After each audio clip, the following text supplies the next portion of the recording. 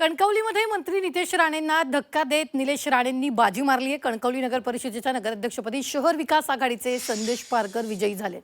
नितेश राणे यांच्या बालेकिल्ल्यात सर्व पक्षांनी एकत्र येत नितेश राणेंना घेरण्याचा प्रयत्न केला। त्यासाठी शहर विकास आघाडीची स्थापना झाली। त्यात शिवसेना आमदार निलेश राणेंनी प्रतिनिधित्व केलं। त्यामुळे राणे विरुद्ध राणे असा राजकीय संघर्ष पाहायला मिळाला।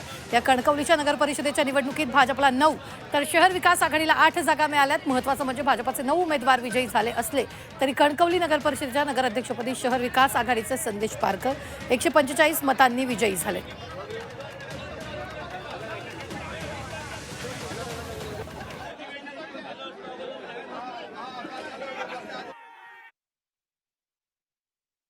मनापासून त्या ठिकाणी आभार मानतो।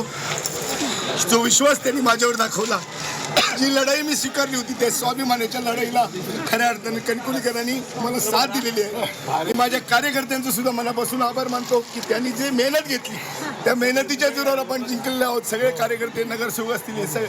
आणि खऱ्या अर्थानं आता आपल्याला कणकवली शहराच्या शाश्वत विकासाची सुरुवात त्या ठिकाणी करायची आहे। हे श्रीफळचं चिन्ह आम्हाला शुभ चिन्ह मिळालं होतं, त्याचा एक नारळ वाढवून आपल्याला आता भविष्यातली कामं त्या ठिकाणी करायची आहेत।